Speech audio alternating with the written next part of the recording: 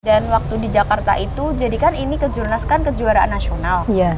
Jadi musuh aku itu seluruh Indonesia. Jadi dari mana-mana. Apa yang kalian impikan dari awal, jangan sampai kalian nyesel kalau udah mengambil keputusan yang salah.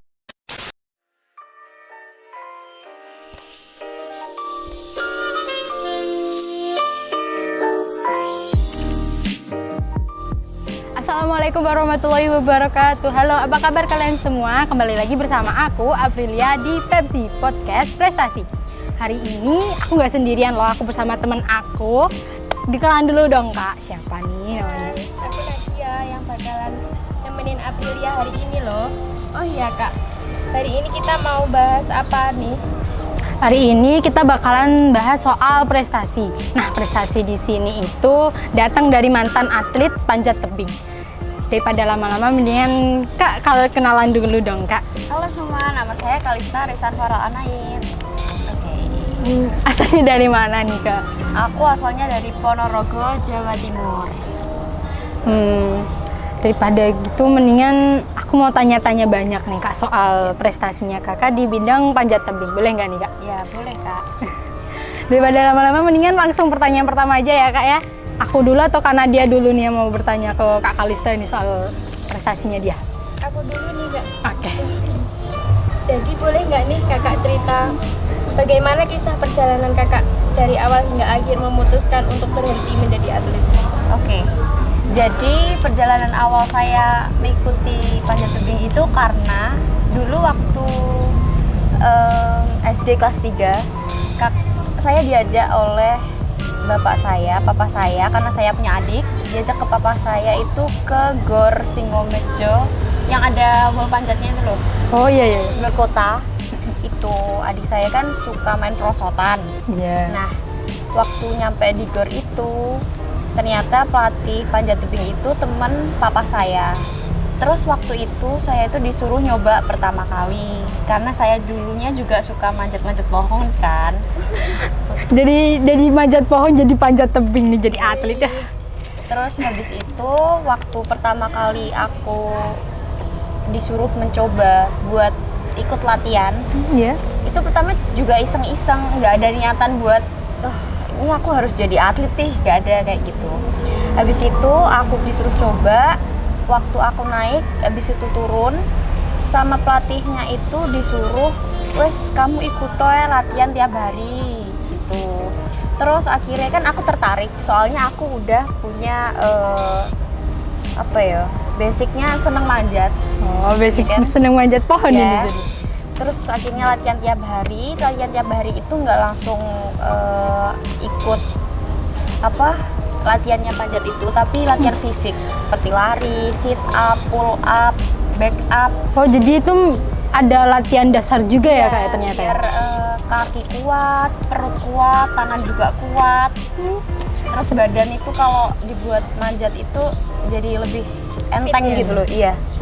Terus habis latihan fisik Sabtu Minggu, habis itu baru latihan panjat itu. Latihan panjat itu setiap jam 3 sore di Gor Singomejo itu.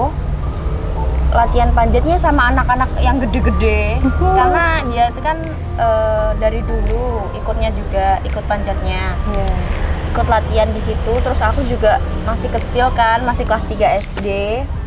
Jadi ya udah santai aja. Jadi aku menganggap mereka tuh kayak kakak-kakakku juga sih sebenarnya. Jadi yang termuda itu malah kakak nih ya? Jadi Iya, waktu itu. Terus habis itu karena banyak temennya, terus banyak yang ngemong, terus ngerasa kayak wah aku seneng gini kayak gitu loh.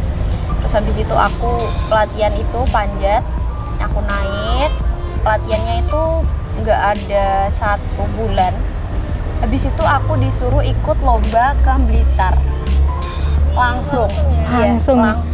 Emang kayaknya udah bakat ini ya. Enggak, tapi pelatihnya tuh kamu kayak biar jadi pengalaman gitu kan. Terus habis Pelatihnya kan udah percaya gitu. biar jadi pengalaman. Habis itu waktu itu langsung ikut lomba ke Blitar dan nggak disangka aku itu dapat juara 2. Oh. Itu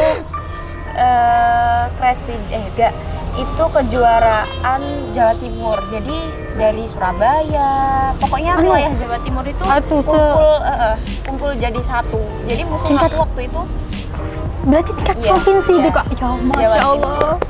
Keren. Terus abis itu juara 2, kan dari situ jadi pulang itu kayak seneng kan. Seneng sekali karena punya bakat itu, terus dapet juara. Yang dari awalnya tuh nggak pernah aku sangka bakalan bisa ikut lomba-lomba kayak gitu. Terus akhirnya pulang dari juara itu di-push terus buat latihan karena mempersiapkan buat ke Jurprov. Ke Jurprov itu kejuaraan provinsi yang nanti kalau juara 1 dan 2 dikirim ke Kejurnas. Terus waktu di-push buat ngikutin ke Jurprov itu bener-bener latihannya tuh terus gitu loh. Tiap hari gak berhenti, terus malam tuh gak boleh bergadang, gak boleh. Zaman segitu menurutku handphone tuh bukan hal yang penting sih kalau menurut aku. Iya, betul. Benar itu.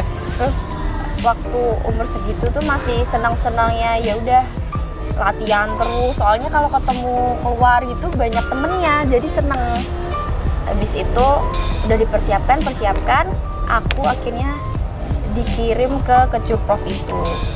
Dikirim ke Kejurprov itu, aku mendapatkan juara 1. Alhamdulillah. Juara 1. Habis itu udah kan juara 1 karena ini lombanya Kejurprov, jadi mendapatkan uang tunai gitu loh. Hadiahnya. Iya, dari kejuaraan. Kan selain juara juga seneng dapat uang. Karena bisa. Tapi zaman segitu kan kita aku sendiri nggak terpatok pada uangnya. Tapi emang seneng gitu loh. Iya, emang seneng. Terus habis itu juara 1 itu selang 1 bulan itu dikirim ke Kejurnas. Kejurnas pertama aku yaitu di Jakarta. Udah sampai Jakarta aja. Ke Jakarta. Dan waktu di Jakarta itu, jadi kan ini Kejurnas kan kejuaraan nasional. Iya. Itu jadi musuh aku itu seluruh Indonesia. Jadi dari mana-mana gitu loh. Tapi kan kalau mengikuti kejuaraan panjat tebing ini, kelasnya itu kategori umur.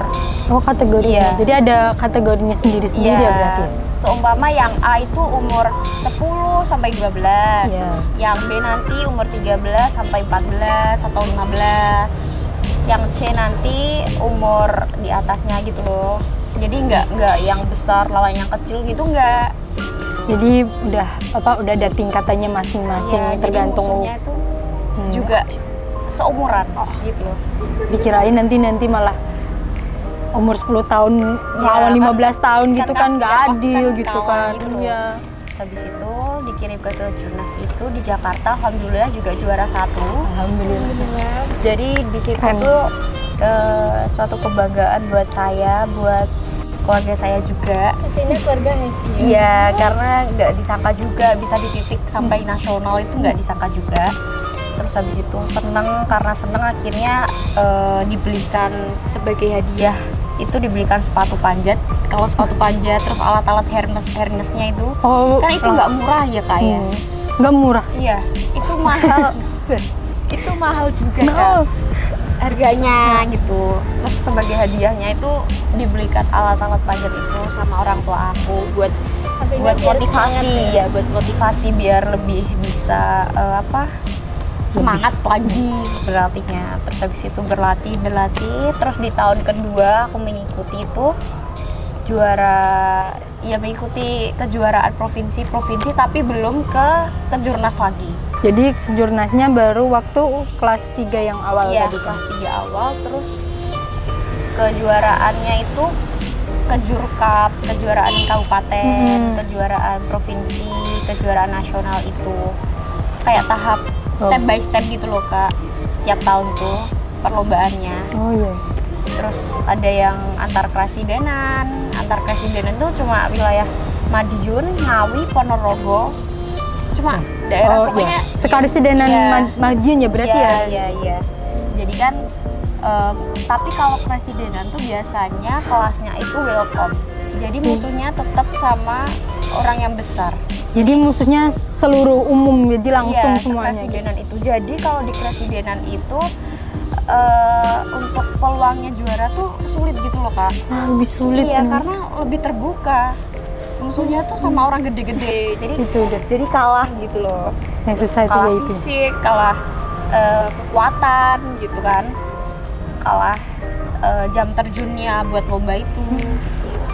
Terus habis itu tahun berikutnya lagi baru ikut ke Jurprov lagi. Ikut ke Jurprov itu di Surabaya.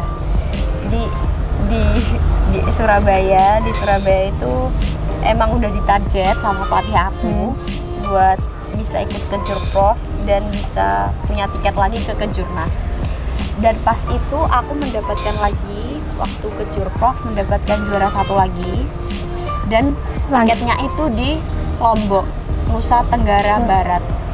Berarti jurnasnya itu langsung di Lombok Iya. itu. Jadi Udah tuh- kemana-mana ini Iya, kakaknya ternyata. Jadi lomba sekaligus piknik. Iya kan?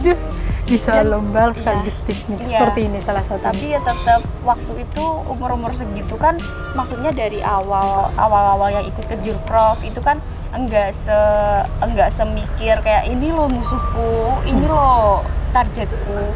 Kan kayak ya udah naik aja, dinikmati Demi Bisa. kesenangan Iya. pribadi ya gitu ya intinya. Kalau juara ya alhamdulillah, kalau enggak ya enggak. Tapi waktu di tahun kedua ngikut ke Jurprov sama ke Jurnas itu udah punya target.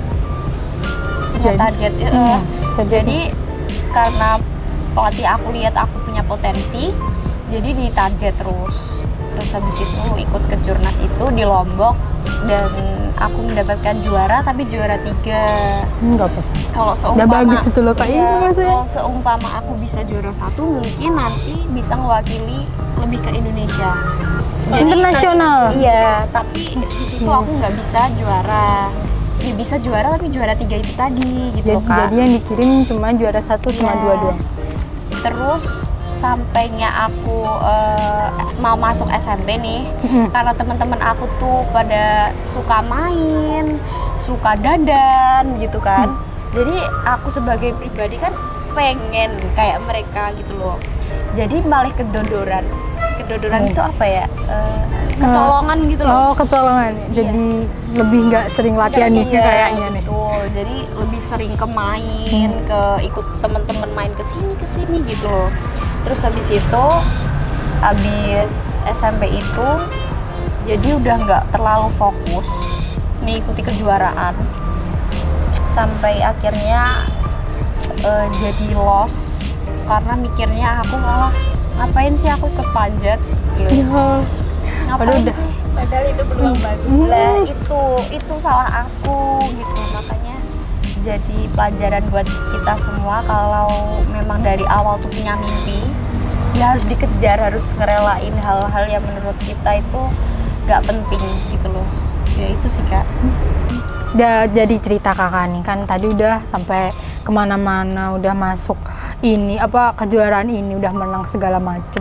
Kakak masih inget gak sih tanggapan keluarga kakak waktu kakak terjun langsung ke dunia atlet kayak gitu? Oke, tanggapan keluarga aku waktu itu tuh ya nggak nyangka sih sebenarnya awalnya, karena kan awalnya juga nggak sengaja.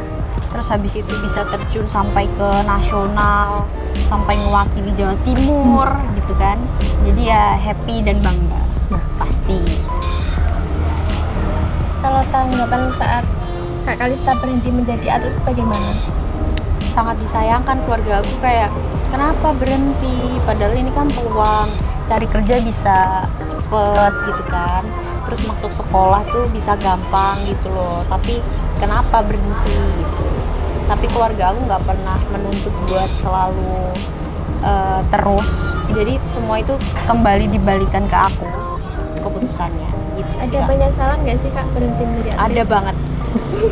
Ada banget. Ya ampun. Karena aku pikir setelah berhenti tuh kayak apa ya, nyesel karena itu tuh peluang sebenarnya tapi nggak aku terusin gitu. Nah itu salah satunya.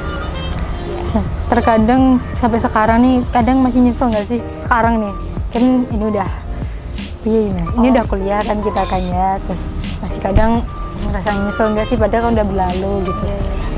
Ya penyesalan tuh pasti ada ya. Tapi ya kembali lagi ini udah jalan aku, udah keputusan aku dan udah lama gitu loh berhentinya. Jadi mau balik tuh kayak ngembaliin stamina yang dulu, fisik tuh kayaknya udah nggak kuat deh gitu. Gitu Kak. Dari semua tempat perlombaan ada nggak sih yang paling berkesan menurut kakak? Ya itu tadi yang kejurnas di Jakarta sama di Lombok paling berkesan.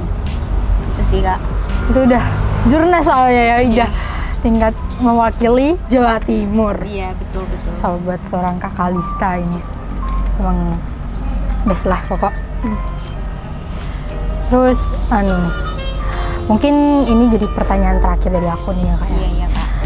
Kan Kak Kalista udah ikut sejak kelas 3 SD kan sampai SMP, akhirnya memutuskan untuk berhenti. Kesan pesan kakak nih dalam dunia atlet mungkin bisa disampaikan, atau mungkin kakak mau punya pesan buat teman-teman yang lagi memperjuangkan prestasi mereka atau lagi memperjuangkan perlombaan gini. Menurut kakak apa nih? Pesan aku buat teman-teman atau adik-adik yang di luar sana, semoga kalian tuh tetap semangat ngejalanin apa yang kalian cita-citakan, apa yang kalian impikan dari awal. Jangan sampai kalian nyesel kalau udah mengambil keputusan yang salah mungkin. Pokoknya tetap semangat, tetap optimis. Gitu aja sih Kak. Oke, jadi sebagai akhir dan pembuktian buat kakak-kakak nih, aku juga bawa sertifikat. Gue sertifikat ternyata nih, boleh Iya, ditunjukkan buat, dong Kak. Ya ampun. Mungkin kalau dulu aku pernah mengikuti lomba-lombanya. Jadi ini. Oh, boleh lihat. Satu aja Kak. Percaya. Ini yang apa ini? Yang dari provinsi ini? Yang dari jurnas ada nggak Kak? Di Yang bawah. dari Kejurnas bentar ya Kak. Iya. Cari dulu. Banyak kawan-kawan ternyata. Ini Kak. Ini yang dari apa ini? Soal counting. Itu aku Dari mewakili kejuaraan Jawa Timur. nasional kelompok umur ke-8 2013 Dan yang ini. ada di Lombok ini. Oh, ini yang di Jakarta. Yang itu ada yang di Jakarta ya. Kak Kalista ini memang hebat. Sertifikatnya banyak loh ini. Dari Kak Kalista udah dapat banyak pelajaran nih, tapi kayaknya waktunya udah habis nih Kak. Kita sapa-sapa, kita bercerita sharing ini. Makasih banyak loh kayak mau mendengarkan sama-sama, pertanyaan dari kita iya. berdua gitu loh. Mungkin kakaknya ada pesan terakhir atau gimana Kak? Udah Kak, mungkin cukup ya. Tadi udah cerita panjang lebar. Ternyata udah panjang lebar nih. Dari Kak Nadia mau ngomong apa nih? Iya nih, nggak disangka cepet banget ya. Pembahasan ini aku dapetin pembelajaran atau motivasi dari Kak Kalista bahwa jangan pernah menyerah, semangat terus apapun yang terjadi. Giat berlatih dan berdoa. Menang bukanlah segalanya, tapi menginginkan kemenangan itulah yang penting. Itu aja Kak. Itu aja Kak ya. Nah, sampai di sini dulu podcast kita hari ini. Kapan-kapan kita ketemu lagi. Say goodbye. Wassalamualaikum warahmatullahi wabarakatuh.